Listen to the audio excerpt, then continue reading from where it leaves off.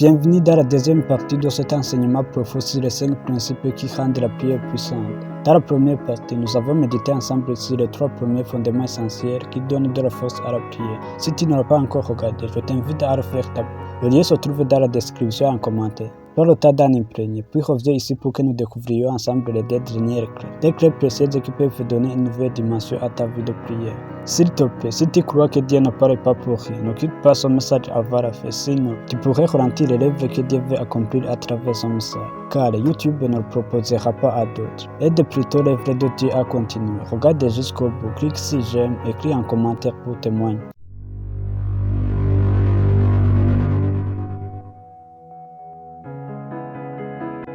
La 4e attitude qui donne de la force à la prière, c'est la discipline. La prière puissante n'est pas le fruit d'un coup d'émotion ou d'un seul passage. Elle est le résultat d'un engagement quotidien, d'une fidélité constante, d'une persévérance dans le silence même quand le ciel semble fermé. Ce n'est pas l'intensité d'un jour qui impressionne Dieu, mais la constance d'une vie cachée dans le lieu socle. 1 Thessaloniciens 5, verset 17 nous exhorte simplement.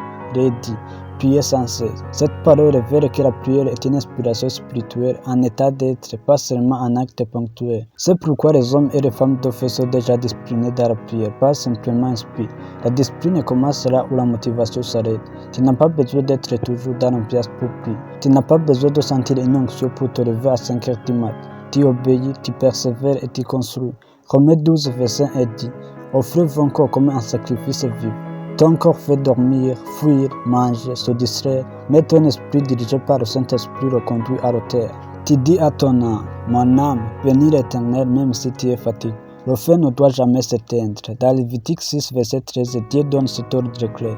Le feu doit brûler continuellement sur le terre. Il ne s'éteindra pas. Cela signifie que chaque jour, même quand tu es dans le doute ou l'épreuve, tu mets du poids sur le terre, tu refuses de vagues, tu allumes la flamme, même si tu n'as que quelques minutes, tu refuses de laisser ton terre vide. Dieu n'utilise pas ce qui brûle un jour, mais ce qui brûle chaque jour. La régularité construit l'intimité. Ephésiens 6, verset 18 dit, faites en tout temps par esprit toutes sortes de prières et de supplications. Veillez à cela avec une entière persévérance. Tu veux que Dieu te confie des mystères, prie tous les jours. Tu veux marcher dans l'autorité spirituelle, prie même quand ton âme veut abandonner. C'est l'accumulation invisible de ces moments silencieux qui bâtit ton autorité dans le monde spirituel. La puissance spirituelle ne tombe pas du ciel par hasard. Il est le fruit d'un engagement caché. Comme un athlète qui répète le même geste chaque jour pour un jour de compétition. Le chrétien s'exerce dans la prière secrète pour le jour où le combat spirituel éclatera. 1 Corinthiens 9, verset 27 dit, je traite durement mon corps et je te tiens à sujet. Ceux qui sont utilisés par Dieu, c'est ceux qui ont accepté de discipliner le corps et l'esprit, de dire non à la paresse spirituelle, à la distraction numérique et de dire oui à la paix du silence sacré. La discipline transforme l'habitude en passion. Ce qui commence par routine se transforme en ce qui semblait mécanique devient mystique. Au bout d'un moment, la prière cesse d'être une obligation et devient ta respiration, ton oxygène et ton plaisir. Tu n'attends plus que le ciel s'ouvre pour prier, tu pries et le ciel s'ouvre. La discipline dans la prière façonne ton caractère spirituel.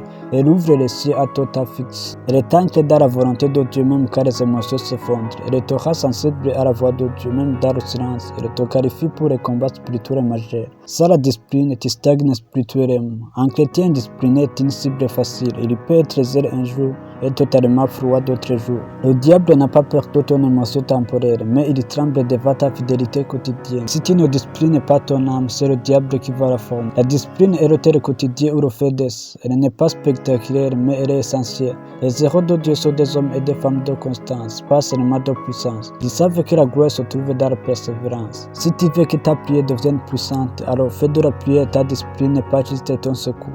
Luc 5, verset 16 dit, Jésus se retirait dans les lieux déserts et prie. Si le Fils de Dieu lui-même avait une discipline de prière, combien plus toi et moi devons-nous bâtir cette habitude sainte?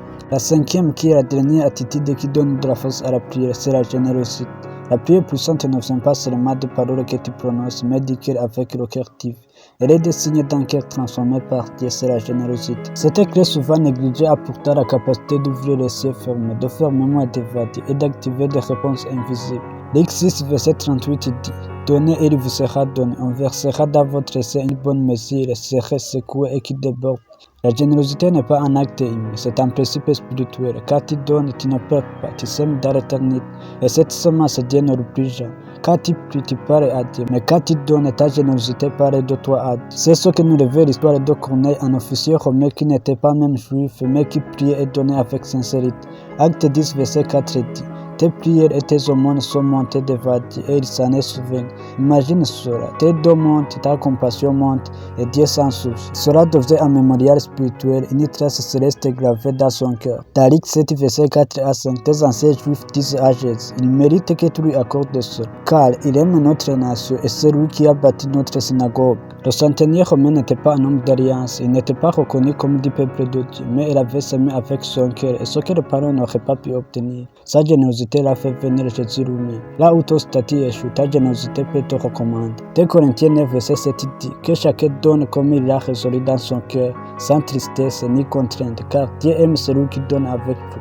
Dieu n'attend pas un montant, il attend une disposition du cœur. Il n'est pas impressionné par la valeur de ton offrande, mais par l'amour avec lequel tu donnes. Ta générosité n'est jamais trop petite si elle est offerte avec foi et joie. La générosité ne remplace pas la prière, mais elle accompagne, elle la soutient, elle active. Elle démontre que tu crois déjà que Dieu peut voir. Elle confirme que tu ne pries pas dans la peur, mais dans la confiance. Tu veux une percée, sème. Tu veux la pluie, arrose d'abord ce que tu veux une réponse, partage ce que tu possèdes. La générosité, ce n'est pas que de l'argent. On limite souvent la générosité aux finances, mais elle va bien plus loin. Tu peux donner de l'écoute à une âme prise. Tu peux donner de ton talent pour l'œuvre de Dieu. Tu peux donner de ton amour à ce que le monde rejette. Tu peux donner aussi ton foyer, ta voix, ta force et ton encouragement. Chaque acte de don sincère est une prière silencieuse mais puissante. Dieu est Dieu et plus tu donnes, plus tu lui rassembles. Jean 3, verset 16 dit: car Dieu a tant aimé le monde qu'il a donné son Fils unique. Donner, c'est révéler que tu vis l'amour de Dieu. Ce n'est pas naturel, c'est surnaturel. Les égoïstes prient comme des mendiants, mais les fils donnent comme leur père. Ne prie pas comme un mendiant si tu refuses de s'aimer comme un fils. Ta prière devient puissante car elle est accompagnée d'un cœur qui partage.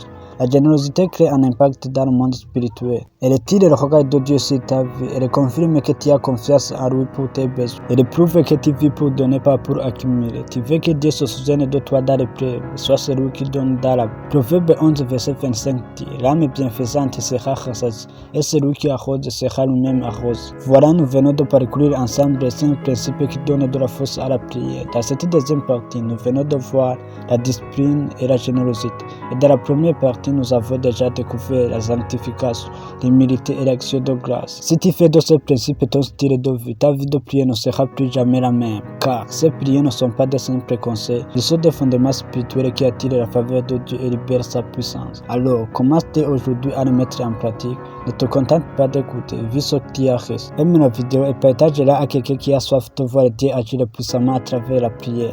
Dis-moi en commentaire, parmi ces 5 principes, lequel avais-tu déjà l'habitude de mettre en pratique? Abonne-toi aussi si ce n'est pas encore fait et active la cloche pour être averti chaque fois qu'une nouvelle vidéo est postée. Que Dieu fortifie ta foi et t'ouvre les yeux alors que tu appliques sa parole.